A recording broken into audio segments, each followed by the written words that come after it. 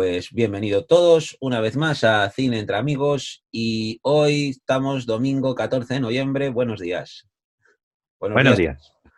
días. Pues nos reunimos hoy con todos vosotros para hablar de una película que, bueno, nos traslada a tiempos más atrás del cine, a casi los finales de los años 40, y es una película que, bueno, que puede ser muy especial para quien la vea por primera vez y se sorprenda con esta historia, que es El Manantial, una película dirigida por Kim Vidor, que aquellos que intenten saber quién es Kim Vidor, pues, por ejemplo, podéis pensar en películas como Duelo al Sol, que es también muy famosa, quizás la más famosa de ellas. Quizás no tuvo una filmografía para muchos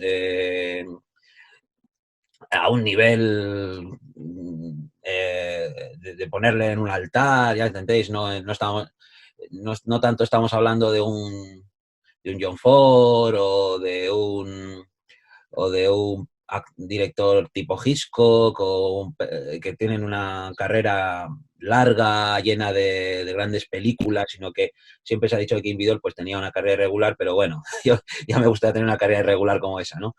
Pero en ese sentido, lo que vamos a fijarnos en la película, sobre todo en El Manantial, es que además de ser una película de Kim Vidor, pues es una película donde el guión es fundamental para entender las virtudes de la misma, porque de alguna manera esta película se realizó en torno a una intención muy, muy directa, que era adaptar la novela El Manantial de Ayn Rand para crear una película digna de esa novela y en un sentido práctico, nunca mejor dicho, pues estuvo por en medio lo que es la escritora de la novela Ayn Rand para que toda la filosofía de la película fuera transmitida, perdón, toda la filosofía de la novela fuera transmitida en esta película. Era de alguna manera un vehículo y con unas características muy concretas. Quien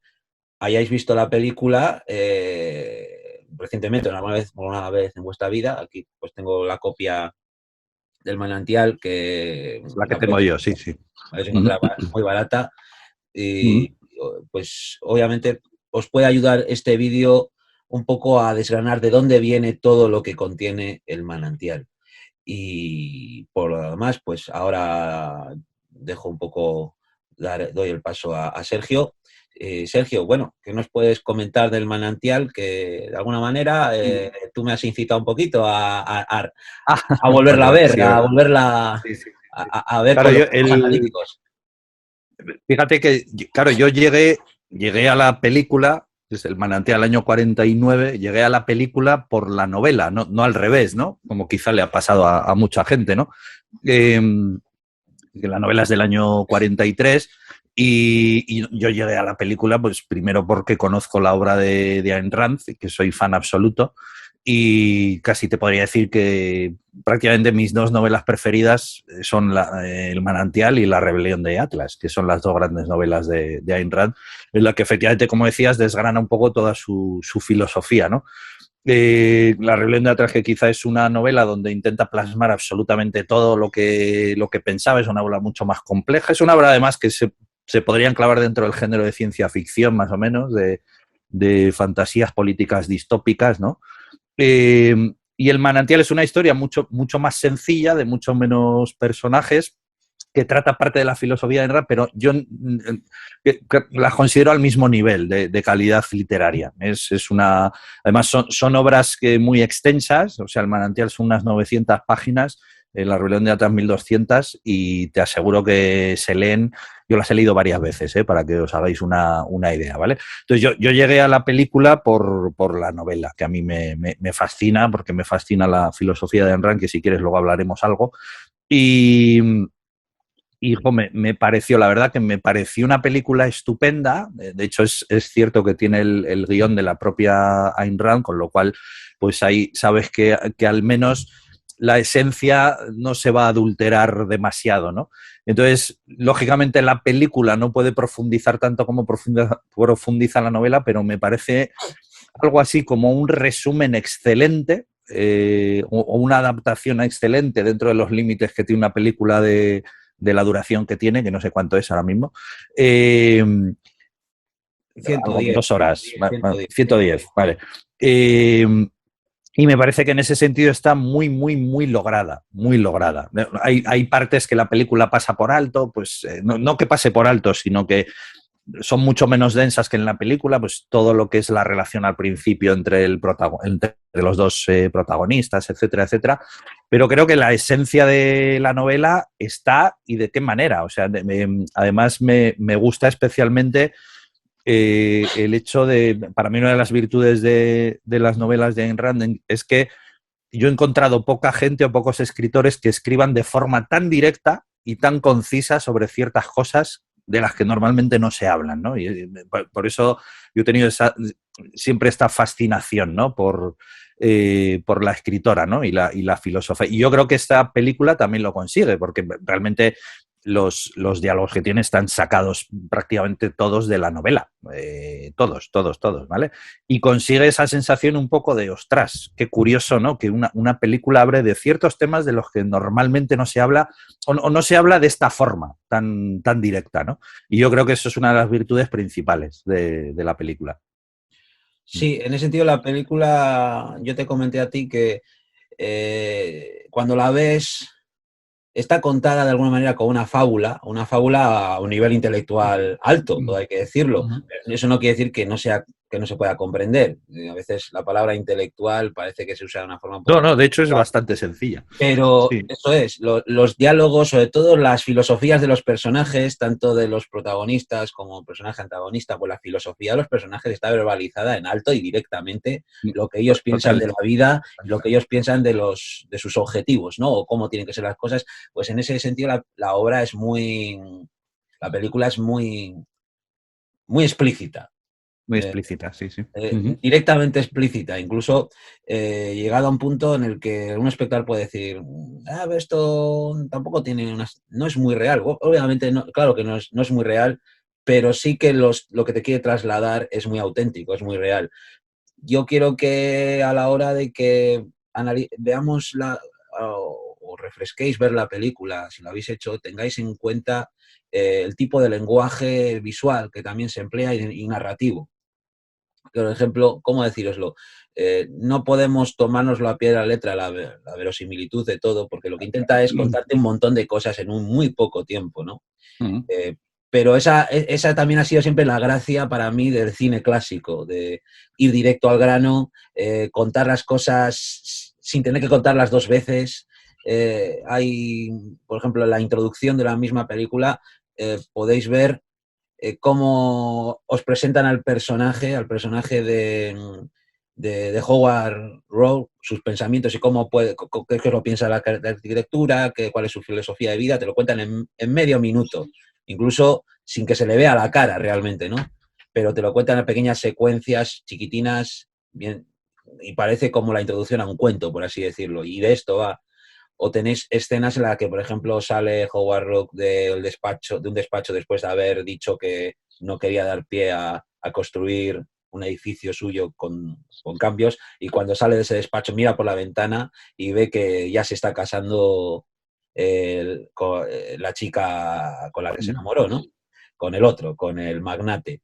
Y todo sucede, nada, en periodos de 15 segundos, en escenas unas subidas de otra, una encima de otra. Y creo que esa es para mí la maravilla de esa época del cine, que hasta cierto punto tengo la sensación de que ahora se está perdiendo bastante y todo se estira. Ahora todo se estira en función de crear mucho metraje para que el público tenga la sensación de que todo esté mascado, todo esté tan explicado, pero no por llegar a un objetivo, sino simplemente por, por no exigirle al público que rompa un poco también con ciertas monotonías. Y esta película se puede decir de todo, pero no es monótona en absoluto. No.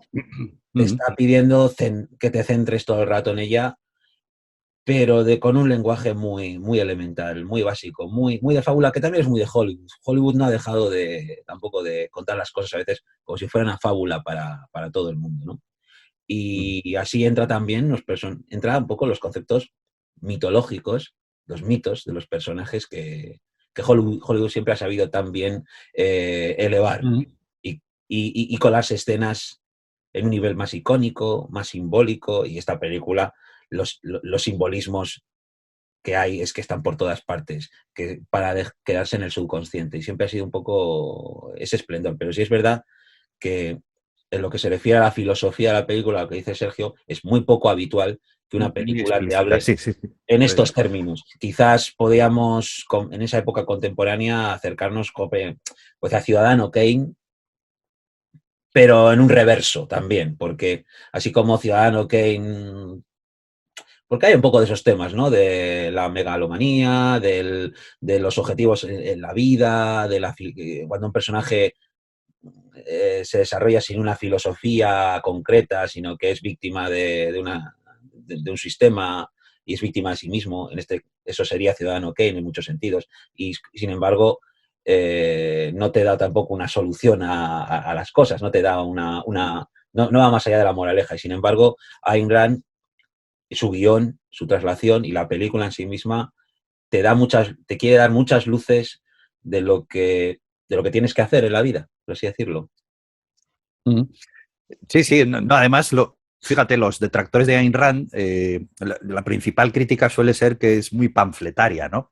Pero claro, ¿por qué dicen esto? Precisamente por esto, ¿no? Porque ella precisamente, o sea, pretendía lo contrario y sobre todo en esa época todavía a lo que pretende un poco la intelectualidad, ¿no? Cuando se habla de ideas muy elevadas que parece que tenemos que usar un lenguaje muy complicado y que cuanto más oscuro y complicado es lo que dices, parece que es más profundo, ¿no? Entonces ella opta por la vía contraria precisamente para llegar a todo el mundo, ¿no? ¿Vale? Es decir, te voy a explicar cómo son las cosas, cómo las entiendo yo, y te la voy a decir de forma explícita porque por qué no hay que decirlas así, ¿no? Entonces, que también es un poco lo que decías, ¿no? La película es una especie de fábula de exageración, precisamente en la exageración es donde ella encuentra el vehículo eh, pues para expresar sus ideas, ¿no?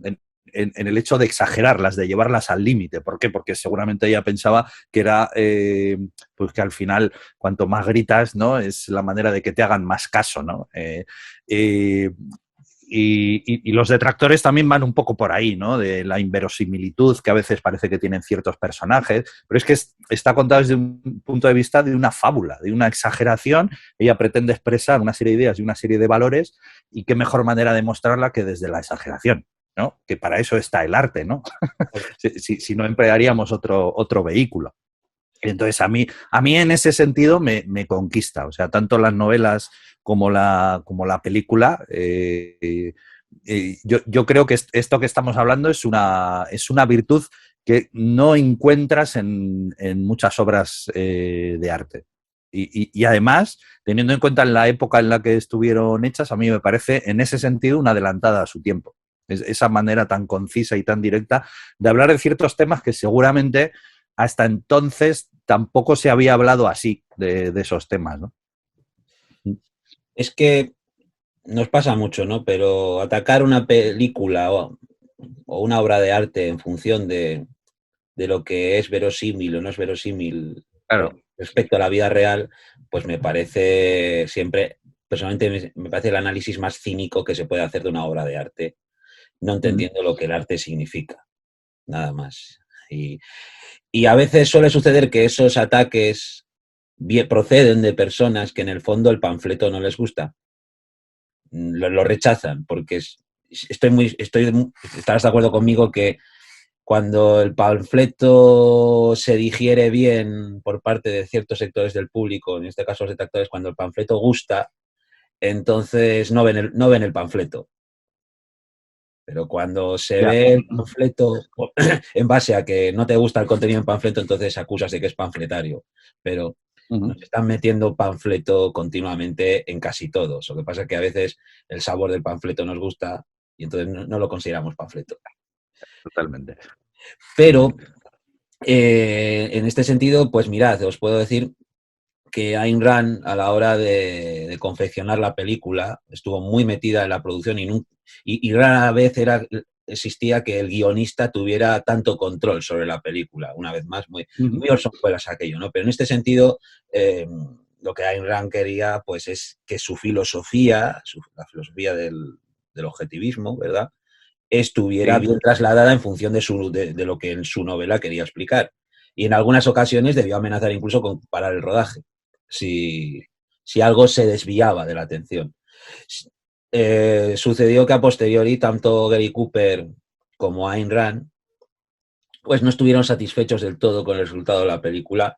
Supongo que porque tú, que habrás leído la novela, pues se quedan tantas cosas fuera del tintero de lo que quiere contar, tantas que el sistema de Hollywood con todo no permite, o no hay forma de que todo eso se traslade en esa época. Y yo creo que a lo mejor todavía tampoco, porque habría que hacer una película súper larga en estos momentos para trasladar todo eso, pero el sistema de Hollywood tiene sus limitaciones, o tenía sus limitaciones. El propio Gary Cooper confiesa que estuvo muy confundido con los monólogos que él tenía que soltar. Sí, de hecho dijo que la escena final, que es que no entendía cómo una persona puede hablar así.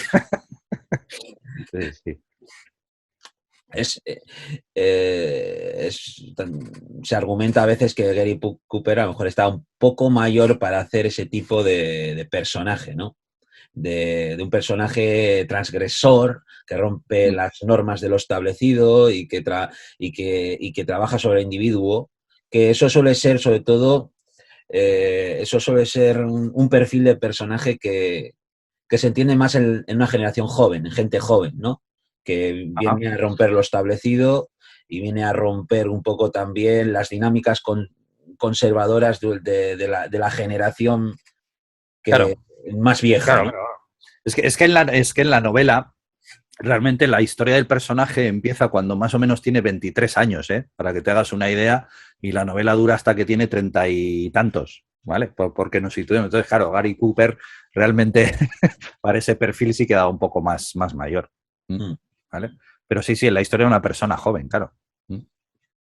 Y eso entra un poco también de lo que la película quiere tratar, de los tiempos están cambiando. Vamos a dejar abrir el espacio a otras voces, y sobre todo a que las personas sean tratadas como personas y no como un elemento más de una maquinaria que tienes que ser perfecta e inamovible. Pero también la película, claro, nos hace ver que al final todos son también conflictos de poder, ¿no? De formas de controlar el mundo, y formas también de controlar tu propia vida. Tenemos el personaje protagonista, Gary Cooper, que lo que quiere es ser la persona que controla su propia vida, pase lo que pase, y luego tenemos personajes alrededor que lo que están es obsesionados con controlar el mundo y alrededor a los demás, en base a que no pueden ni controlarse ellos mismos. Sí, para no perder ese supuesto poder que tienen, ¿no? Entonces, a ver, porque el espectador nos entienda, o sea, la película realmente lo que trata de expresar es algo así como una exaltación. Son ideas que realmente para muchos gente hoy día siguen siendo tremendamente impopulares, ¿no? Porque es algo así como una exaltación del individuo frente al colectivo, pero además de una manera absolutamente radical, ¿no? El individuo, esto dicho así a veces suena como mal, ¿no? Es una exaltación de la individualidad, pero extrema, ¿no? Pero entendida porque para Ayn Rand, o sea, el talento individual y las potenciales del individuo eran realmente lo que causaba, o era el germen de todos los avances que se han producido en la humanidad, ¿no? Entonces, ella era una defensora del talento individual a ultranza y de la libertad individual a ultranza como germen de todas las virtudes, ¿no? Y de la generación de la riqueza y etcétera, etcétera, ¿no? Y consideraba lo contrario, es decir, el colectivismo, o sea, la falta de pensamiento individual, el plegarse a los pensamientos de la masa, lo consideraba el germen de todas las barbaridades que han pasado en la humanidad, ¿no? Entonces, esta película es una metáfora de eso, ¿no? El individualismo, el individuo, ¿no? La libertad del individuo frente al colectivo, ¿no? Y el personaje sí que es cierto que es un personaje muy de fábula, porque es algo así como el símbolo de la integridad absoluta. Dice, joder, ¿dónde ¿Cuándo has visto un personaje tan absolutamente íntegro en todos los sentidos, ¿no? Por eso te decía que lleva el personaje a la exageración absoluta, ¿no? Que seguramente en la vida real no hace falta que tengamos un pensamiento tan en blanco y negro, ¿no? Siempre que surja desde nuestra propia libertad, ¿vale? Pero efectivamente, estos temas que dices están ahí, ¿no? Es una persona que se ve, o sea, es una persona que tiene un proyecto de vida propio, ¿no? Y una forma de entender su trabajo y sus objetivos desde su propia óptica, desde su manera de verlo, y no quiere plegarse lo más mínimo en nada que contamine eso, ¿no? Bueno, si yo tengo una visión de cómo tiene que hacerse un edificio, en, o sea, desde la óptica de Ayn Rand, lo que tenemos que pensar es, tú no te preocupes que tú ya encontrarás un cliente que comulgue con esos principios y tú no te tienes que prostituir. No sé si me estoy explicando, ¿vale? Sí, Entonces, es una metáfora de todo eso, ¿no? De cómo uno tiene que seguir su propio camino, nunca prostituirse a lo que es el colectivo, ¿no?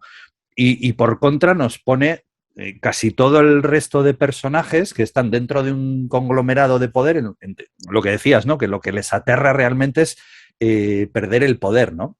Porque el poder se sustenta en esa especie de dominio que tienen sobre los demás, de cómo los demás tienen que pensar, de cómo tenemos que ir dirigiendo a los demás, porque si no dirijo a los demás, pues pierdo mi imperio, etcétera, etcétera, ¿no? Entonces, para Ayn Rand, el mal absoluto eran personas como el Tulgi, que es el crítico. En la película hay un personaje clave que es un crítico arquitectura. del periódico, ¿no? Que hace críticas sobre temas de arquitectura y demás. Y es un personaje que está obsesionado totalmente en intentar algo así como dar forma a qué tienen que pensar los demás, ¿no? Qué tiene que pensar la sociedad, ¿no? Entonces, en la novela, en la película esto creo que no está, no lo recuerdo bien, ¿eh? En la novela incluso hay una parte en la que están discutiendo los críticos y tal, pues a qué obras de teatro, ¿no? En este caso, darles más publicidad, más reconocimiento y tal, ¿no? Y entonces están hablando de una obra de teatro que ellos mismos reconocen. ¿Y qué te parece esta obra? No, es la mayor puta mierda que he visto. Dice, pero esta es la que vamos a promocionar, esta es la que vamos a hacer que la gente vea. ¿Y por qué? Porque esta es la obra que tiene los valores que nosotros queremos que la sociedad adopte. Ya, pero la obra es una puta mierda, no, pero no importa, esta es la que vamos a promocionar, ¿no? Entonces, para Ayn Rand cesora el mal absoluto, ¿no? Esta especie de intento pues de adocenar a la sociedad, ¿no? De imbuirlas en un pensamiento colectivo. Y de esto, Samuel, tú y yo hemos hablado muchas veces. De esto pasa en nuestro país y en todos los países, concretamente con el arte.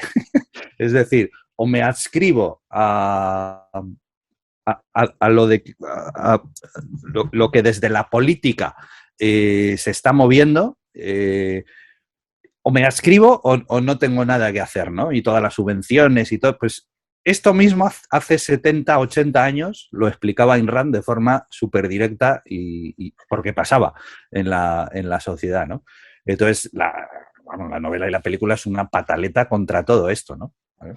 Sí, curiosamente además utiliza el tema de la arquitectura que de alguna manera la mayoría de nosotros los espectadores a priori nos puede, el tema de la arquitectura lo podemos ver un poco como de lejos, ¿no? Como, bueno, Sí, sí. ¿qué influencia tiene sobre mí este tema? Pero es que a lo mejor, de alguna manera tampoco sería Ayn Rand tonta y no diría literalmente, no señalaría literalmente a quienes quería señalar. Y entonces utiliza el tema de la arquitectura como forma de hablar de lo que ella quiere hablar.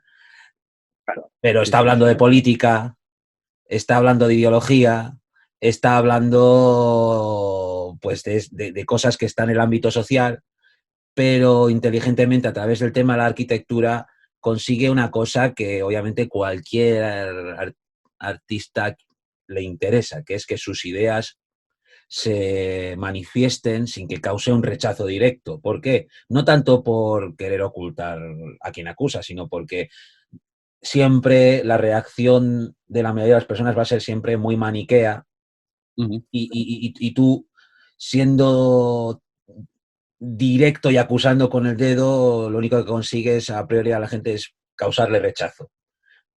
Y inteligentemente lo que Ayn Rand enseña a cualquiera que quiere trasladar sus ideas es ir al meollo de la cuestión, pero no pasar por el camino directo acusativo, sino que se traslade la capacidad de reflexión a través de una idea que te puede quedar lejos, como he dicho, el tema de arquitectura, pero en el fondo sabes que te están hablando de otra cosa, si tú quieres llegar a ese fondo. Y tú has hablado, por ejemplo, del tema del arte, el tema de las subvenciones, pues eso es lo que queremos decir también, pero se entiende también, vamos, en la educación, en el sistema educativo, en el sistema social, el sistema de relación entre personas, en el podemos hablar de deportes también, de la influencia, pero podemos hablar del periodismo, podemos hablar de los medios de comunicación y ahí en medio está la persona, el individuo, ¿no? Alrededor de todo ese mare magnum que después de todo, pues cada persona lo único que quiere es saber qué tiene que hacer en la vida, ¿de acuerdo? Y tienes alrededor todos esos mini sistemas diciéndote por dónde tienes Eso es. que ir. Eso Pero es. menos que tú pienses por ti mismo y llegues a tus propias deducciones. Y de eso va también la película y de eso va Eso también es la que filosofía. ese punto es uno de los puntos básicos de Ayn Rand, ¿no? Lo que has dicho, ¿no? De qué tiene que hacer uno en la vida, ¿no? Entonces, para Ayn Rand está clarísimo. Nadie te puede decir. Lo complicado de la vida es que nadie te puede decir lo que tienes que hacer, que es a lo que nos hemos acostumbrado, ¿no? Con este sistema, con la política, con la sociedad, con las ideas, tal, sino que lo complicado de la vida es que cada uno individualmente tiene que descubrirlo. Y esto que estoy diciendo es como un resumen de la ética de Ayn Rand, ¿no? Su ética es además totalmente contrapuesto a eso, ¿no? Eh, un tipo de ética que es como se ha entendido mucho en el siglo XX, sobre todo con ciertas filosofías y ciertas cosas que han pasado en el siglo XX, es que nos han convencido, hemos asumido que la ética es algo así como que está fuera del individuo y puede haber unas personas que te digan cuál es la ética y qué es lo que tienes que hacer, ¿no? Y eso, Ayn Rand decía que eso ha causado muchísimos desastres, ¿no? Se habla del nazismo, del comunismo, de tal, ¿no? Y ella decía que lo complicado de la ética es que efectivamente hay unos valores esenciales que están ahí, pero lo jodido del tema es que solo lo puede descubrir cada persona individualmente, mediante su trabajo, mediante su proyecto de vida, etcétera, etcétera, y que nadie te puede decir cuáles son, nadie te puede decir cuáles tienen que ser tus objetivos y cómo tienes que vivir, ¿no? Entonces, el manantial va mucho de eso, ¿no? De cómo todo lo colectivo al final es para ella el mal absoluto, ¿no? Sí, Para que la porque gente lo sepa, a ver, Ayn Rand es una mujer pues, que nació en Rusia, ¿no? Y que vivió los primeros años de vida, vivió los horrores del comunismo, ¿no? Entonces, ella emigró a Estados Unidos, lógicamente, y realmente toda su obra se puede entender eso, ¿no? Como una reacción, una pataleta a lo que ella ha vivido, a lo que ella vivió, que era pues eso, los males del colectivismo, ¿no? Y toda la filosofía que creó es una filosofía totalmente contrapuesta, ¿no? De que la única opción que tiene el hombre es lo contrario al colectivismo, ¿no? Es funcionar desde el individuo, es la libertad individual, ¿no? ¿Vale? Políticamente, además, también para que la gente lo entienda, se dicen muchas tonterías de Ayn Rand, claro, como realmente ella es una crítica furibunda de la izquierda, ¿no?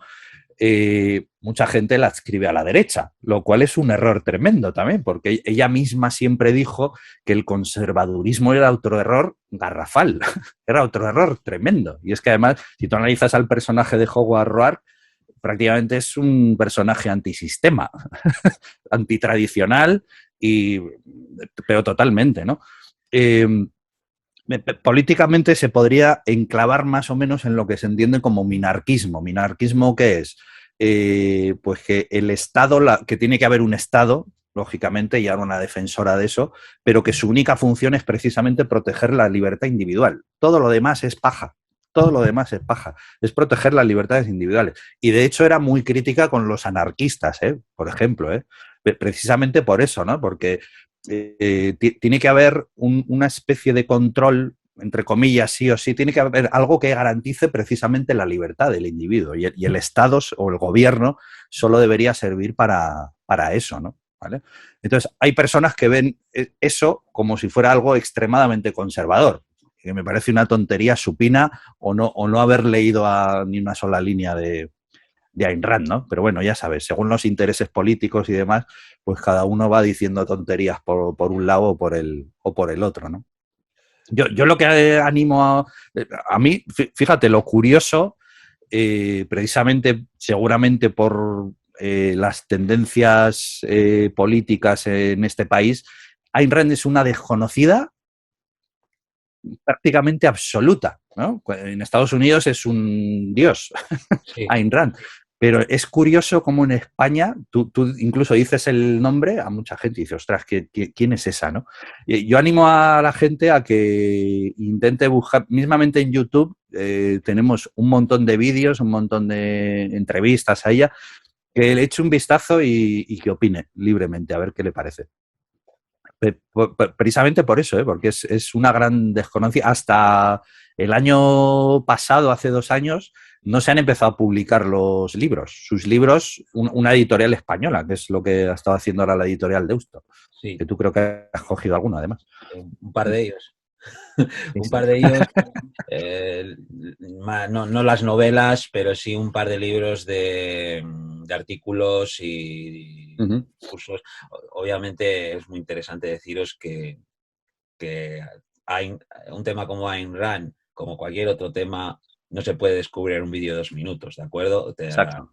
No os quedéis siempre con lo elemental. Y sobre todo, lo que yo también animo una vez más a la gente es que cuando nos introduzcamos en algo que parece una filosofía, que lo es, que parece como un punto de vista de la vida, que lo es, pero no se trata de que nosotros tengamos que coger al pie de la letra y pensar como si fuera un manual, ¿no? Un manual de la vida, sino que tenemos que quedarnos con aquellas cosas de un autor o una autora que necesitemos o que nos sirvan.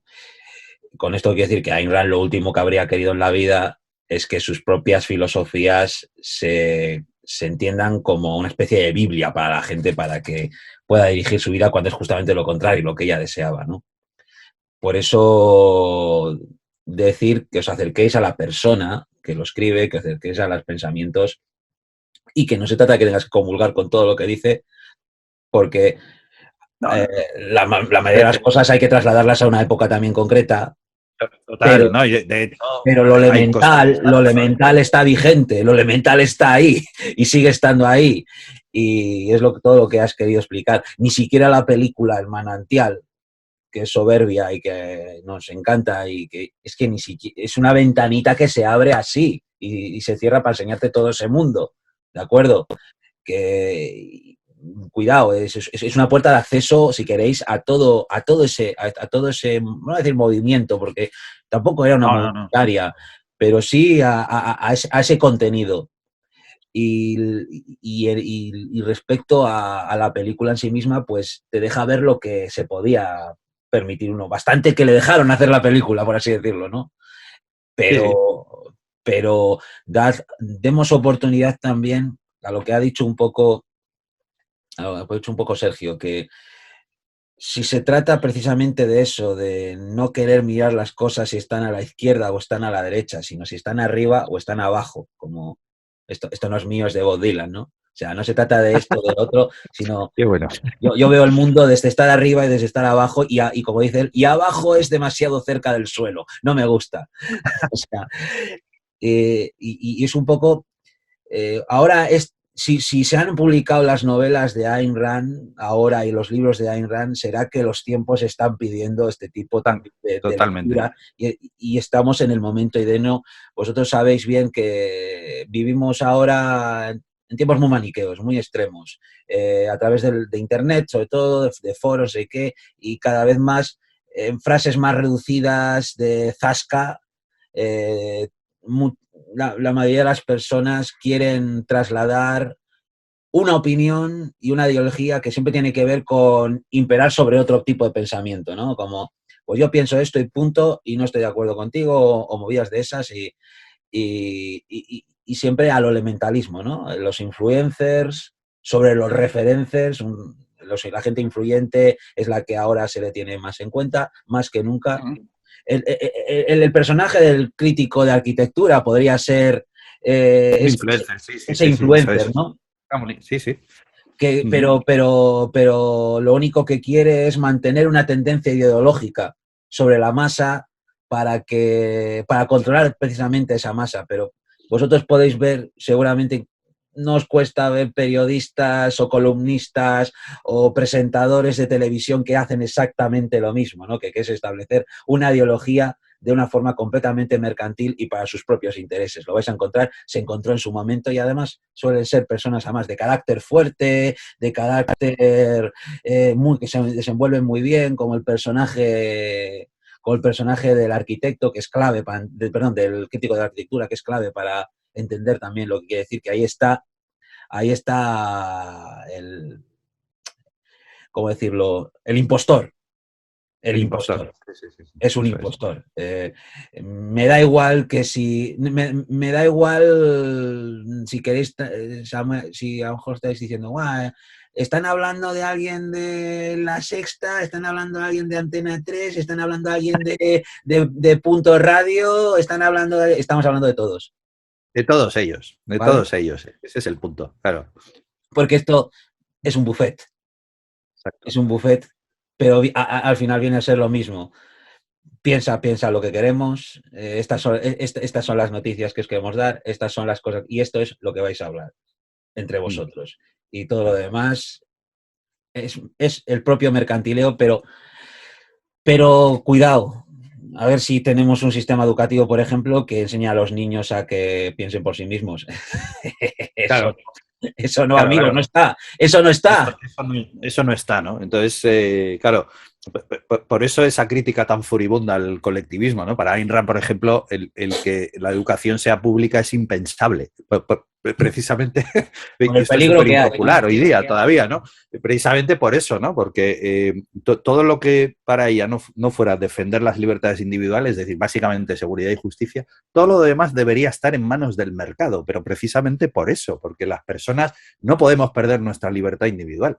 Hombre, a ver, Y pienso desde... yo que si al menos hubiera un sistema de educación pública que lo que garantiza es el individuo y la persona individual, como tú dices, igual que el Estado tiene que promulgar que la libertad del individuo prevalezca por encima de todo, joder, pues se Claro. trata ahora un sistema educativo. Si Pero es fuera que así, sería cojonudo, sí. pero es imposible. Porque entonces, Sí. si los niños les enseñas a ser individuales, es que se levantan de la mesa y se piran y dicen, esto que me estás contando no es una milonga. Claro, por Ese eso es ahí el está miedo el que tienen, ¿no? contrasentido, Ese es el miedo efectivamente, que tienen. Pero para Claro, eso hace falta usar la sesera también. Y los valores, claro. que Ayn Rand habla de valores también. Y parece que a veces hablar de valores es hablar como de mandamientos de Dios o algo así. Sí, O algo un que no, pelín que no. religioso, ¿no? Sí. Es como, guau, no, valores es que tengo que hacer esto, que tengo que hacer lo otro. No hay ni un solo valor que Ayn Rand, por ejemplo, quiera trasladar que se salte la libertad del individuo. No, no, ninguno. Sí. Y en la De película hecho, está. para ella Sí. eso es, los contravalores era precisamente eso, ¿no? Que nadie, y lo expresa así, con estas palabras, nadie debe ser un mulo de carga para nadie. Ni tú tienes que, ni tú puedes exigir que nadie sea un mulo de carga para tus intereses, ¿no? En la ¿Vale? Y el película. principal ejemplo de eso es estos estados hipertrofiados que tenemos. Entonces, claro, es una reacción contra todo eso, ¿no? Y por eso a mí me parece fascinante. De hecho, fíjate, aunque como decía, ¿no? Que hay, en España es una gran desconocida, pero luego pues la gente más de la intelectualidad o demás, pues conoce de sobra a Ayn Rand, ¿no? Por ejemplo, Antonio Escotado, que es otro personaje que a mí me fascina, a Ayn Rand le parece un genio y es un fan absoluto, ¿no? Y muchas de las ideas que él expresa de alguna forma, pues beben mucho de ahí, ¿no? Como cuando dice, sí, es que se habla mucho del bien común, pero bueno, ¿el bien común qué es? Si el bien común solo puede ser el bien individual. Claro, eso es Ayn Rand. El bien común solo puede ser el bien individual, porque claro, dependiendo de tú cómo interpretes el lenguaje, ¿no? Una abstracción o el bien común, puedes empezar a justificar un montón de cosas, ¿no? Pues por el bien común vamos a hacer que estos de aquí les puteamos para favorecer a una minoría o a una mayoría, me da igual, ¿no? ¿Vale? Entonces, claro, todo se tergiversa y se manipula mucho, ¿no? Entonces, precisamente yo creo que por eso llamó a Ayn Rand a su filosofía el objetivismo, ¿no?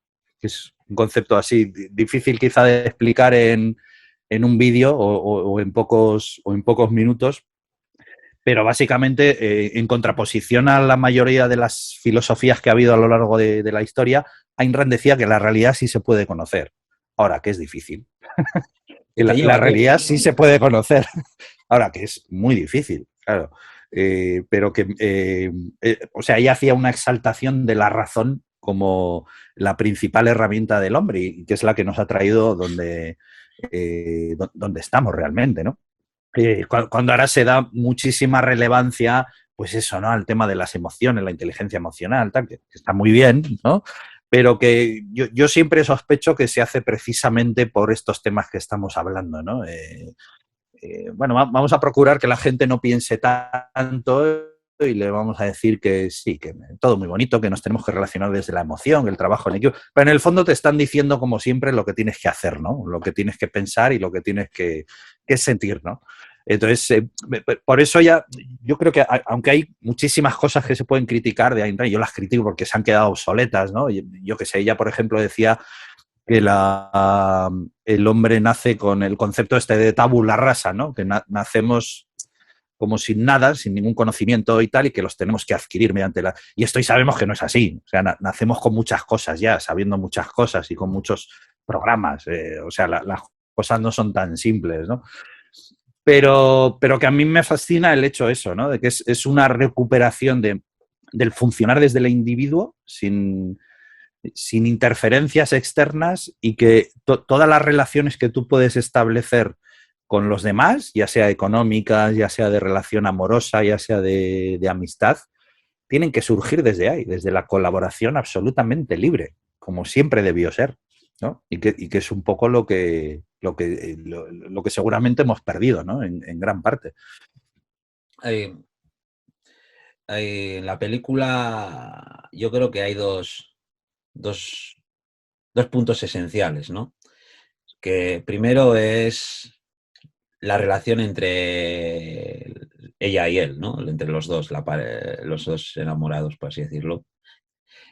Y luego está la decisión del protagonista de volar el edificio, ¿no? Y destruirlo.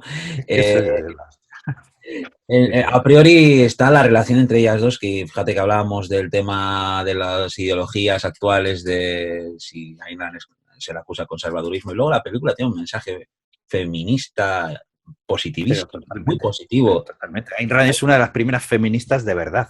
Hay una escena en la que yo creo que es la primera vez que se rinden a decir que se quieren, que se aman, están en el backstage de esa fiesta inaugural del edificio primero que ven, que hace este hombre, y ella se derrumba y prácticamente le dice, casémonos, yo lo que quiero es prácticamente convertirme en una buena esposa, darte de comer, de cenar, todo lo que tú necesites, con una cocinita, con que y el otro dice, naranjas de la China, no, yo no quiero que pases de tener un supuesto perfil que tú tienes de femme fatale para convertirte en otro perfil en el que te adaptas como si fuera un guante, tu mano en Claro, guante, claro. y te conviertas en la buena esposa, ¿no? La buena. Es que además esa parte tiene una importancia de la leche, porque claro, es el por qué ella hace eso, ¿no? Porque realmente los dos personajes son personajes que son iguales, o sea, uno en hombre y otro en mujer, pero son iguales, tienen esta filosofía, ¿no? Del individuo, ¿no? Y de la libertad y tal, ¿no? Pero ella, como se prenda absolutamente de él, ¿no? Bueno, y viceversa, ¿no? Y sabe que por ser como es, va a tener una vida de mierda y le van a hacer la vida imposible, entonces intenta salvarle de eso, intenta salvarle autoesclavizándose ella. Por eso le dice, no, yo seré una buena esposa, tal, tal, tal. Entonces sabe que de esa forma, algo así como que le pide que tengan una vida convencional, pero para protegerle a él. O sea, es un acto de amor realmente, ¿no?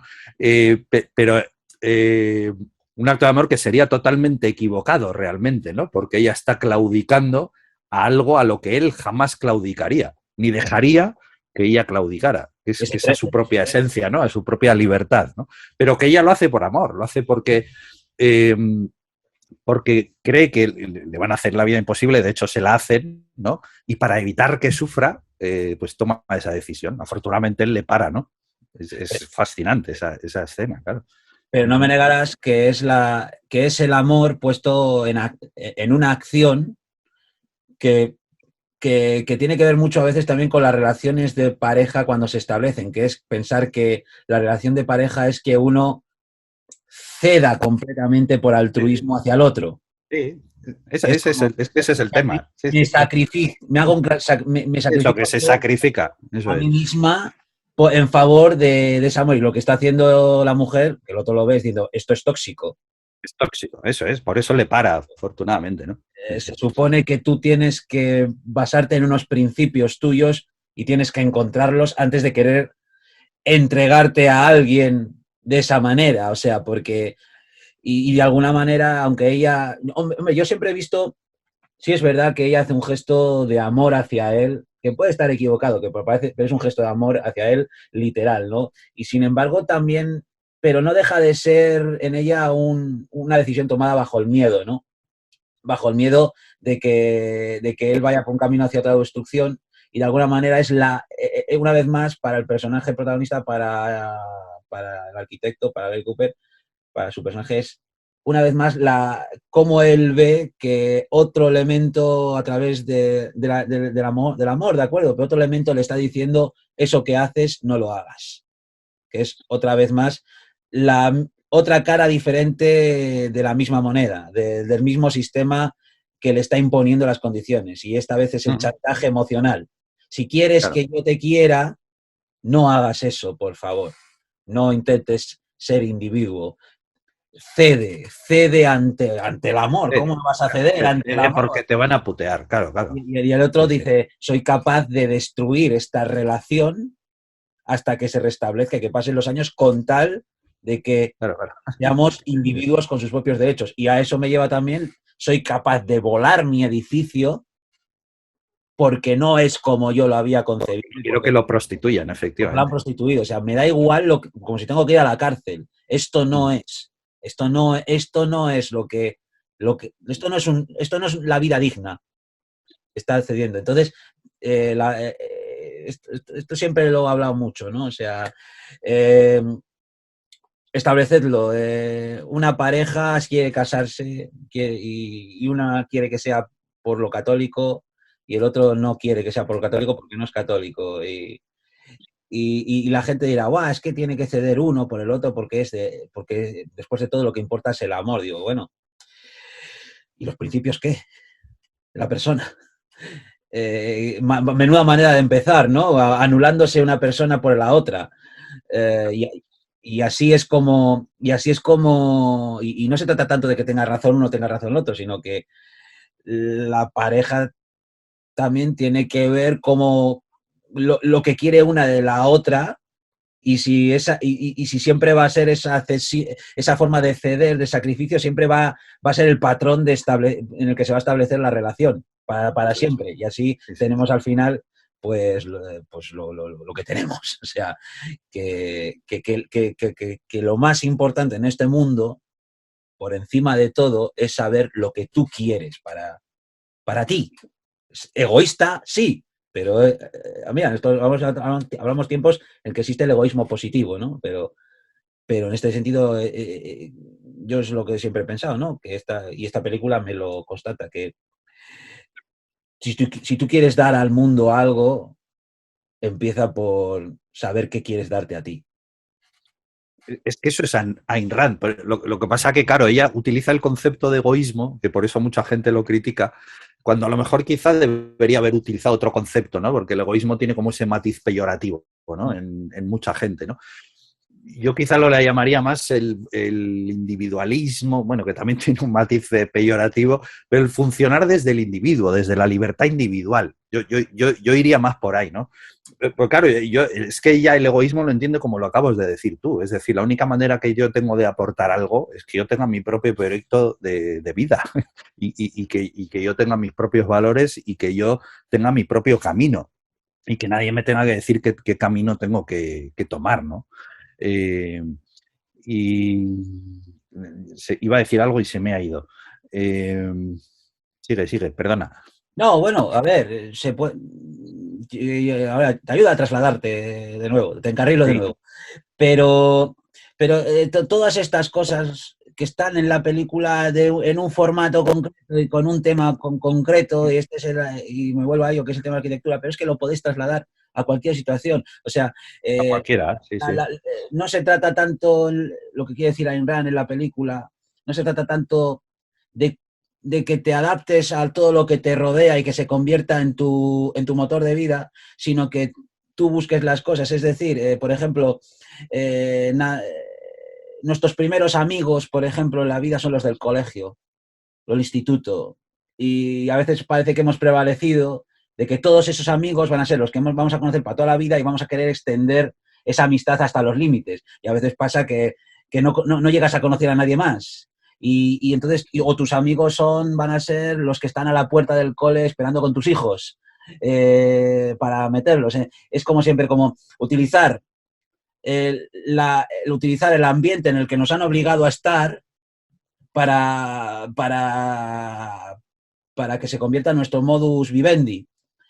Pero los amigos hay que buscarlos, los amigos tienen que basarse en tus propios impulsos, el colegio, pues es el colegio, ahí te han colocado y ahí te has encontrado. Pero te ayuda Exactamente. a crecer aquello que tú quieres buscar con tus propias motivaciones, por así decirlo. Y, Totalmente, sí, sí. y hablamos esto a las películas que vemos, a la música que escuchamos, no, no, y claro, cuando nosotros nos basamos simplemente en el ambiente establecido, es muy limitado, es muy limitado. Y lo mismo con las conversaciones que tenemos. Entonces, el mundo Totalmente, es decir, que si este arquitecto, por ejemplo, no establece que él tiene su visión y que lo que no puede hacer es edificios que se parezcan a los otros simplemente porque se ha establecido así. Porque así todo el mundo tiene una sensación falsa de armonía, ¿no? De que todo siempre será igual y siempre será igual y está la seguridad de la zona de confort, por así decirlo. Pero la zona de confort la están controlando unos cuantos y aprovechándose de ella y están aprovechando de ti, de tu miedo a los claro, cambios. eso es. Además, ¿en base a qué criterio, no? Porque los criterios en el fondo son siempre subjetivos, ¿no? O sea, nos están controlando desde un criterio subjetivo en el fondo, ¿no? Entonces, ¿qué sentido tiene todo esto, no? Pues el sentido que tiene es efectivamente la zona de confort, ¿no? Que al final es mucho más fácil no pensar que pensar, ¿no? Entonces, por eso también seguramente es tan fácil controlarnos, ¿no? Ah, no, pero que lo que iba a decir es eso, ¿no? Que volviendo a la peli y a los personajes, que los personajes, cada uno de ellos tiene como un rol muy característico dentro de lo que es la filosofía de Ayn Rand, ¿no? O sea, la pareja protagonista son iguales, son dos personas que tienen esa misma filosofía, ¿no? Del individuo. Lo que pasa que lo curioso en ella es que ella sí a lo mejor tiene momentos de flaqueza, ¿no? Como lo que hemos hablado. Él no, él es un personaje, Un superhéroe. es el superhombre, es el superhéroe, ¿no? Es acojonante. De Es Nietzsche, que ¿no? De es- Nietzsche. sí, sí, sí, sí, sí, es que es el héroe por antonomasia de una novela, ¿no? Eh, y luego está el personaje de Peter Keating, que es como el ejemplo de, Del que pues se deja arrastrar. no sé, como del títere del sistema, ¿no? De la persona que no tiene criterio, del borrego, ¿no? ¿Vale? El personaje que es el verdadero villano de la historia, que es el crítico, el Tulgi, ¿vale? Que es, fíjate, es que en la novela además se explica muy bien que odia con toda su alma a Howard Roark. ¿Por qué le odia? Porque no puede entender que alguien tenga la cara dura de pensar por sí mismo.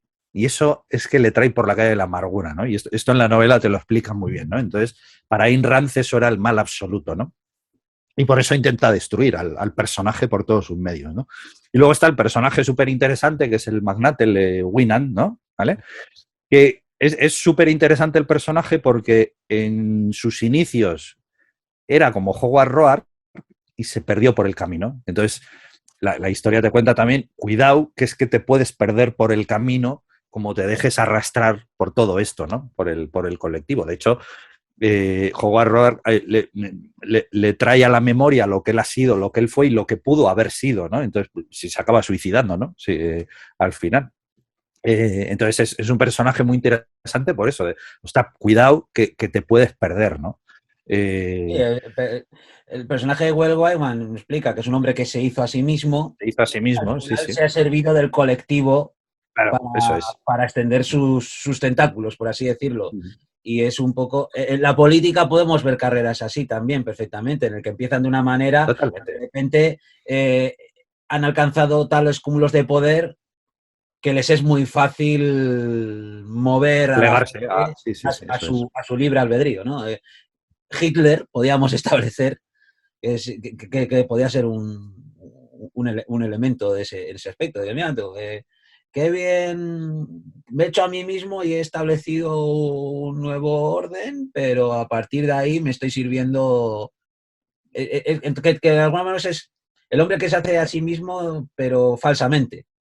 Ah, ya, ya, claro. En realidad, al final el tío se da cuenta de que no, si en realidad el esclavo era yo y El esclavo era yo. ellos son los esclavizadores, porque ya no me dejan pensar por mí mismo, porque ya se han acostumbrado a que yo de este perfil, o que mi periódico de este perfil, o mi ideología de este perfil, y al final o destruyes al colectivo o el colectivo te va a destruir a ti. Pero Will Wildman podía ser el reverso tenebroso del Sí, sí, que se ha personaje. pasado al lado oscuro. Empezó siendo un héroe, pero que efectivamente se pasa al lado oscuro, ¿no? Entonces te alerta de los peligros, ¿no? Que puede tener esto, ¿no? Y para él es un juego, incluso querer salvar al personaje de Howard Rock, de querer salvar su dignidad, es un juego para él pensando que con mi poder de mi periódico lo voy a conseguir, no sé qué. Y dice, no, no vas a conseguir nada. No vas a conseguir nada porque nunca tuviste el control lo tiene el crítico. Ese es el que tiene el control.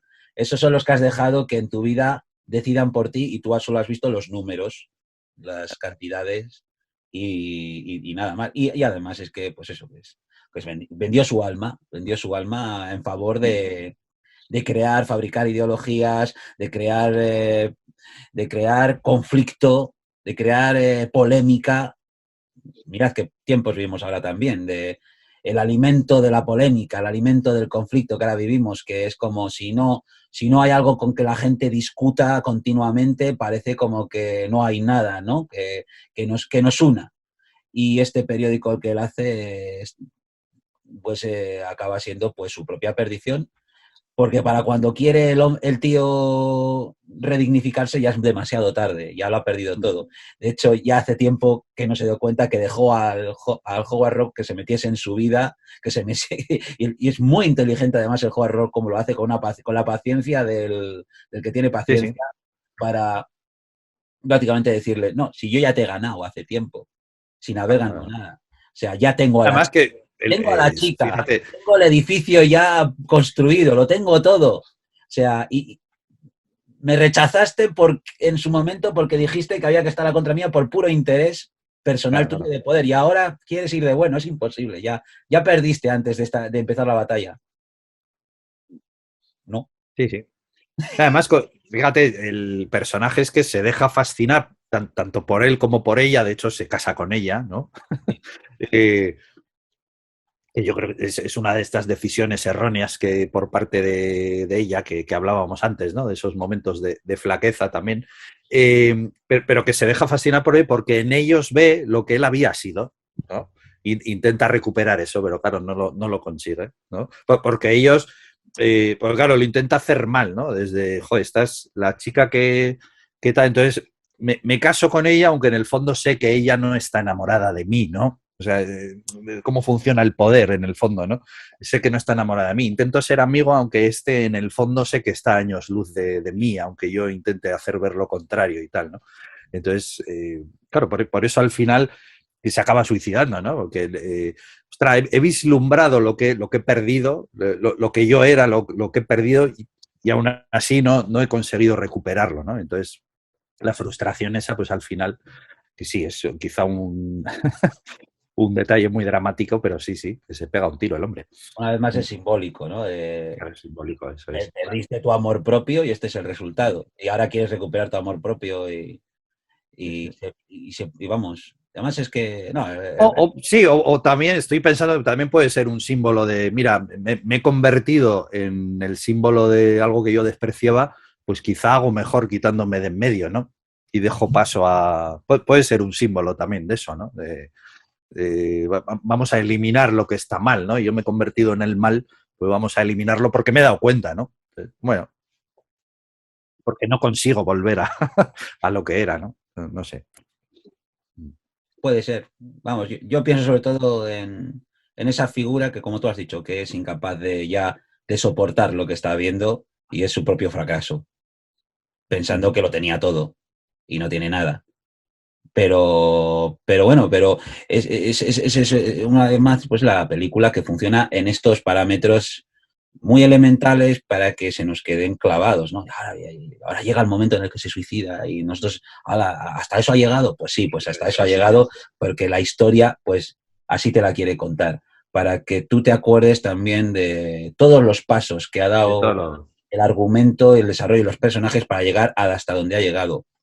Y tenemos esa parte final que hemos mencionado al principio del vídeo, en el famoso discurso del personaje de Howard Rock en el juicio, que bueno, a mí sí que me ha gustado que eso estuviera un poco más extendido, ¿no? De cómo a partir de ese discurso todo lo que es el jurado, pues le dice que es inocente, ¿no?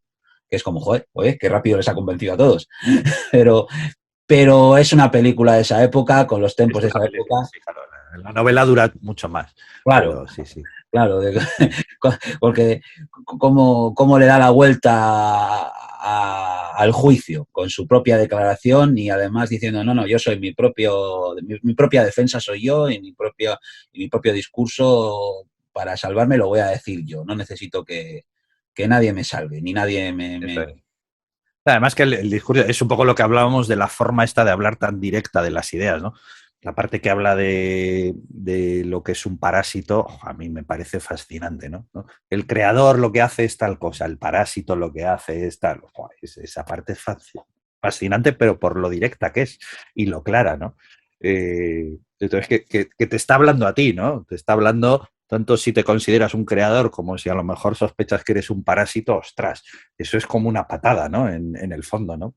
Entonces, joder, es fascinante, la verdad. como aspecto visual, que la película más visualmente es preciosa, tiene además me encanta el estilo Hollywood antiguo con esas paredes infinitas que no tienen techo, que todo es enorme, esos Es verdad.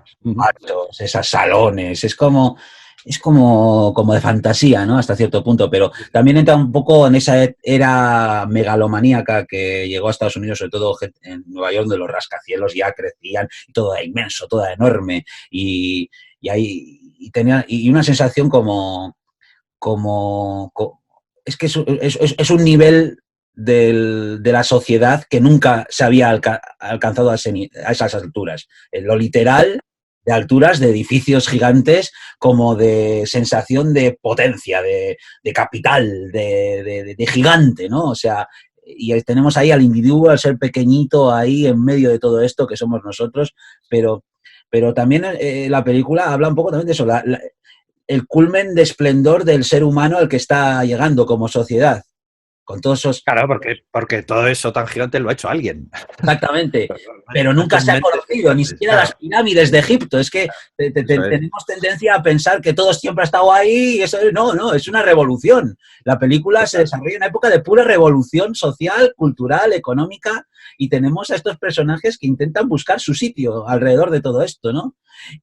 Pero lo que quería yo llegar al fondo, que es la cosa estética de que la arquitectura de Howard Roark, el personaje de Howard Roark, literalmente es Joel Wright, es Frank Joel Wright. Ah, sí, sí, sí, sí. O sea, que, Sí, sí, bueno, sí. que haya tenido algún interés arquitectónico, pues en cuanto ponga aquí unas imágenes me entenderéis perfectamente. Una estética que se estableció muy a partir de esa época, en los años 50 desarrolló. Ayn Rand parece ser que estuvo, pues para escribir la novela El manantial, estuvo trabajando para Frank Lloyd Wright. Pero en su momento no quiso tampoco, y basándose en Frank Lloyd Wright también, pero en su momento cuando escribió El manantial y lo publicó, no quiso decir en qué estaba basado. Ya. Sí, sí, pero esto se sabe, sí, sí, efectivamente. Sí. Podemos entender que seguramente parte, pequeña, grande, como queramos llamarlo, parte de lo que le pasa al personaje de Howard Roark al querer establecer un nuevo estilo arquitectónico totalmente revolucionario, le pasaría también a Frank Lloyd Wright cuando establecía Claro. ese Sí, sí. tipo de edificios, ¿no? Para luego ya convertirse en una institución, en un cambio. Y, y a nosotros, por ejemplo, los de Bilbao, por así decirlo, a la contra estábamos completamente del Guggenheim, pues lo puede decir la mayoría de las personas, digamos, ¿esto para qué? ¿Esto por qué?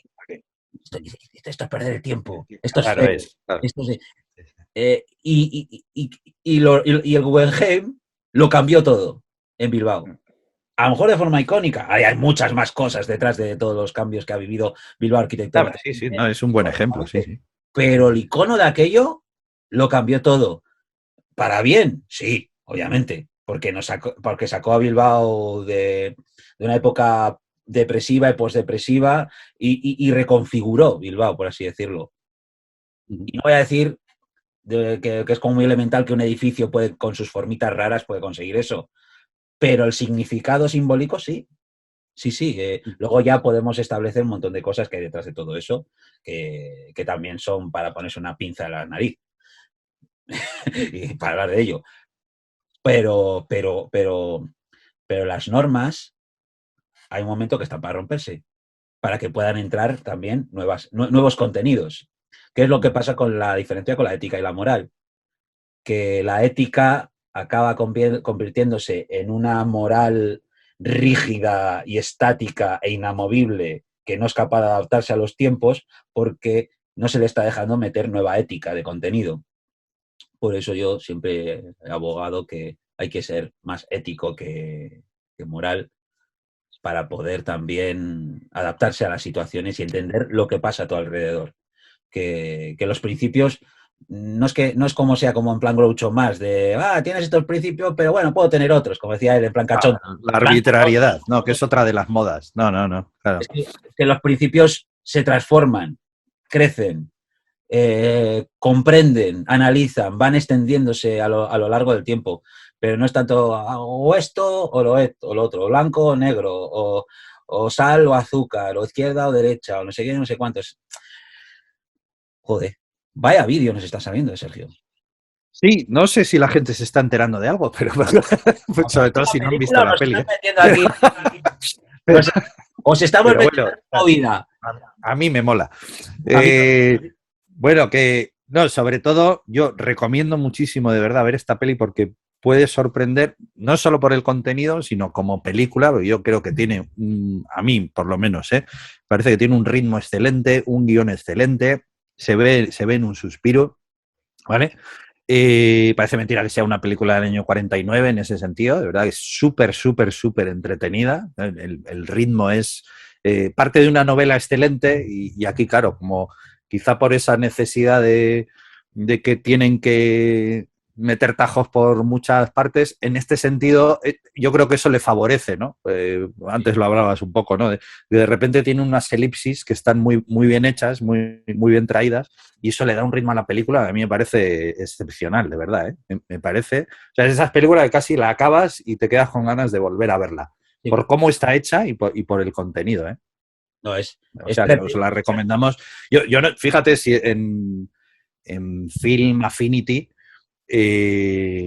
yo creo que la encuentras entre las 20 o 30 películas más valoradas, ¿eh?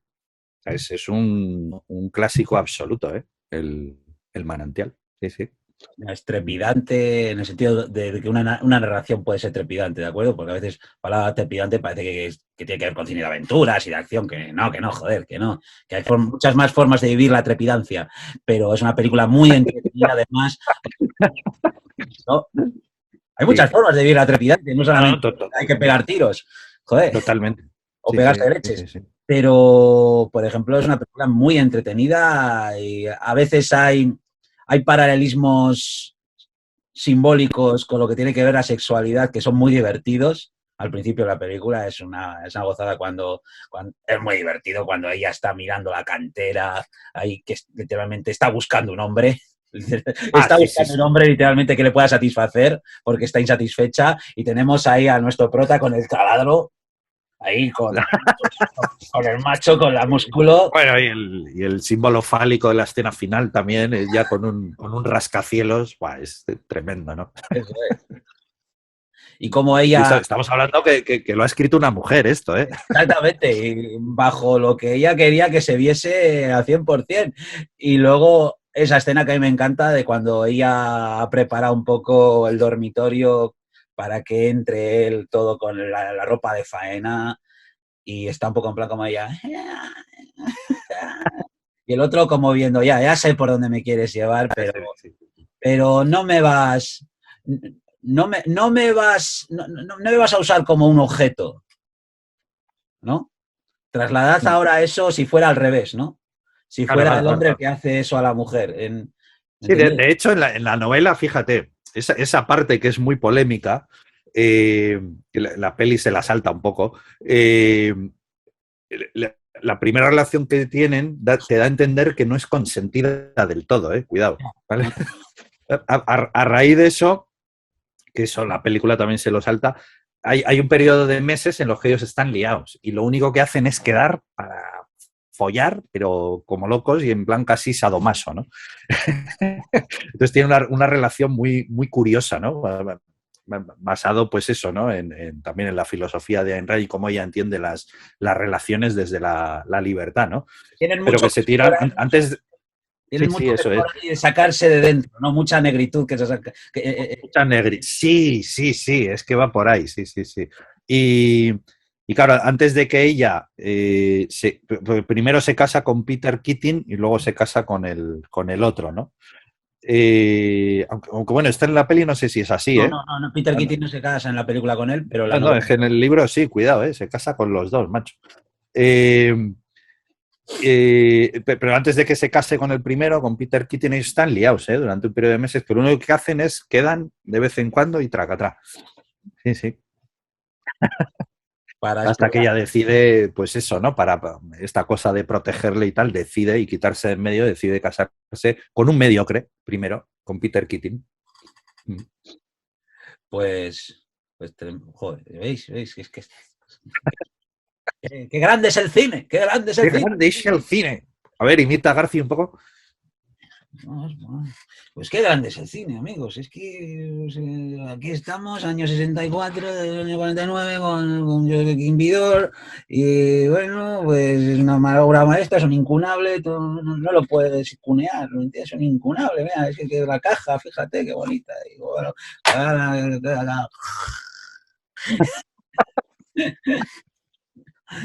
ay, Dios mío, que mira, con lo que nos gustaba. Nada, era muy bueno, hombre. Os emplazamos a que veáis el manantial, de verdad. Bueno, y entiendo que los que Peliculón. habéis venido a lo mejor ya la habéis visto, pero volvedla a ver si la habéis visto después de todo lo que hemos contado y a ver qué os parece. Y nos escribís aquí abajo vuestra visión o lo que penséis, no sé, vuestros Lo que pensamientos. pensé. Y ya si queréis incluso leer a Ayn Rand, que os cambiará la vida. Digo yo, Sí, puede ser. vais a encontrar fácilmente los libros, ¿eh? Están ahora en FNAC, por ejemplo, están todos. Vais allí y compráis unos, los que más os gusten. Pues eso es todo, amigos. Bueno, pues hasta prontito y ya nos vamos viendo. Hasta luego.